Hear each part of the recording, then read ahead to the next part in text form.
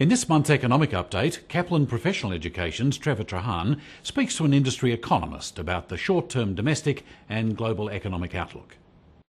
Welcome to Kaplan Professional Education's monthly economic update. I'm Trevor Trahan, and this month we're speaking with ANZ's economist Katie Hill. Thanks for joining us today, Katie. No problem. What are the wider economic implications of the RBA's first rate cut in 18 months? So the RBA cut rates in February by 25 basis points. So that took the interest rate down to 2.25%. Now the reason they did that is because they've downgraded their growth outlook. So they're now looking for growth to be a bit softer and below trend for longer than they had thought. So we expect them to follow up with another cut in March. So another cut by 25 basis points. So we think combined, these two rate cuts should give the economy a bit of a push. And the most immediate impact will be in the housing sector. So house prices and residential construction activity is already growing at really solid rates. We expect that these further rate cuts mean that it will sustain these elevated growth rates for some time yet. So the other sector that really benefits is household sector. So lower interest rates means lower mortgage repayments every month. So that frees up income to spend on discretionary items. In addition, high house prices usually mean that households feel wealthier and more confident. That makes them usually more willing to draw down on precautionary savings and spend more. Now this has been the key disappointment in the economy in recent years. So households have been pretty cautious. They've maintained quite high levels of saving. So consumer confidence is going to be really key to watch in 2015. Consumers need to feel more confident to go out and spend.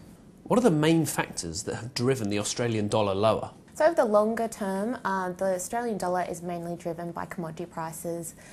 So commodity prices have been trending lower in recent years, particularly the key ones that Australia sells.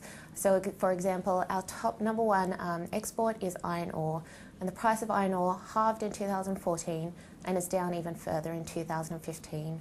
So this has put downward pressure on commodity prices. Now, given traditional relationships between commodity prices and the Australian dollar, we actually usually would have expected to see the Australian dollar lower over recent years. What has been providing a bit of an offset is our interest rates. So even as the RBA has been cutting interest rates in recent years, our interest rates are still much higher than most other developed economies, and particularly other countries with AAA ratings like ours.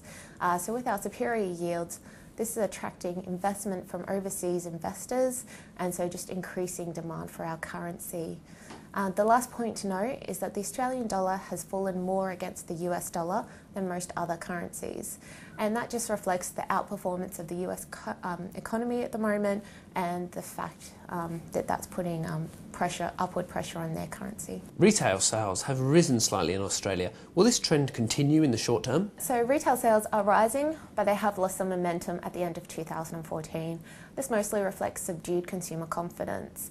And the subdued consumer confidence is really coming from a soft employment market and also weak wages growth. So what's the outlook for retail in 2015? Well, a potential boost is from lower petrol prices and the lower rates. So this will provide quite a boost to household disposable income. But really the key question is, do households save or spend? And as I mentioned earlier, watching consumer confidence this year is really going to be key. That will give us an indication of whether households are becoming more willing to save less and spend more. The other key swing factor for retail this year could be the lower Australian dollar. So a lower Australian dollar redirects spending back to domestic retailers because it makes overseas goods more expensive. What is the overall growth prediction for the Asian economies in the coming 12 months? So we're expecting growth in Asia to remain solid and potentially to tick up this year. However, there will be considerable divergences between countries.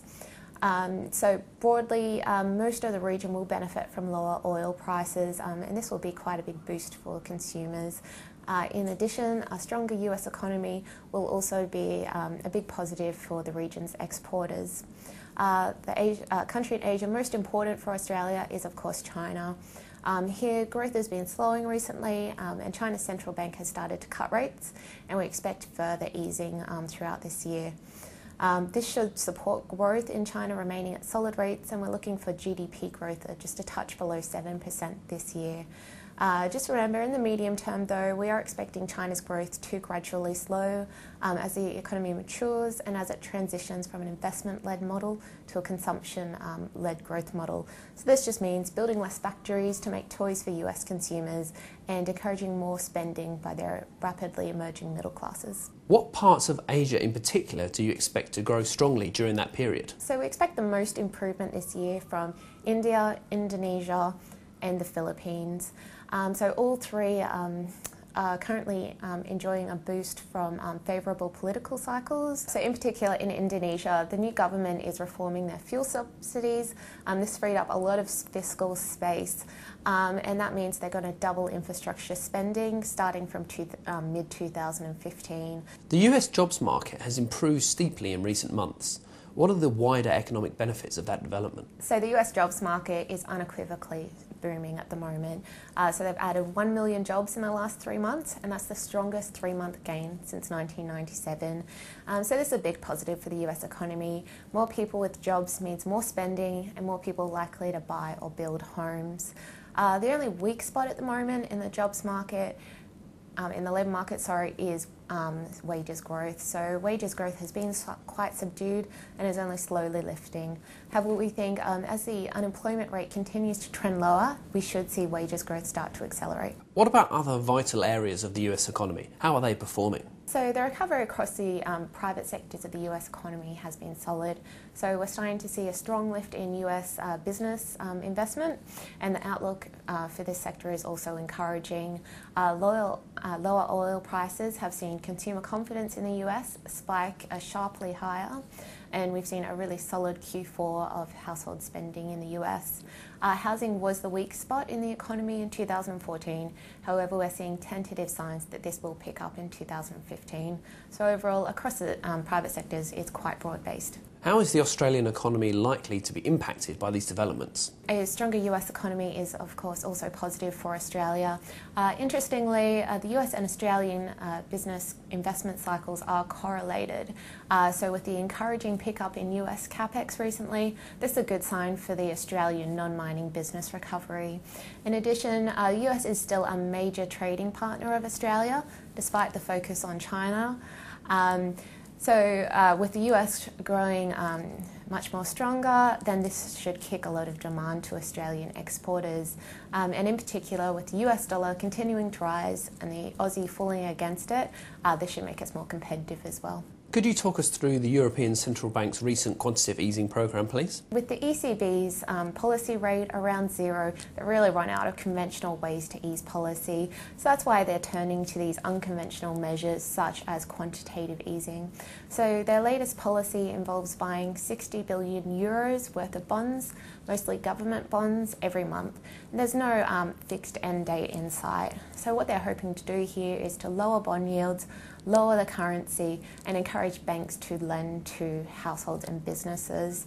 So overall, hoping this will boost growth and help alleviate concerns about deflation risks. What has been the reaction from economists regarding how successful they believe that quantitative easing programme will be?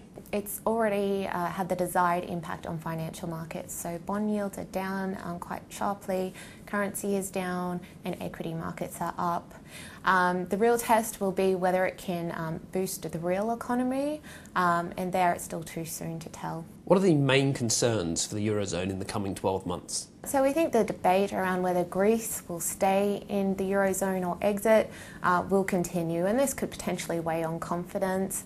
In addition, until we see inflation stabilise or pick up, we think that people are still going to be worried about deflation risks. So despite these negatives, there are some positives for the outlook this year. So lower oil prices will be a boost for households. There'll be reduced fiscal drag. We're also starting to see some pickup in credit demand from households and businesses. And the lower currencies should also provide a boost to exporters. Longer term though, the eurozone growth is only going to pick up if we continue to see structural reform, particularly in the labour market. Thank you for your time today. No problem, it's been a pleasure.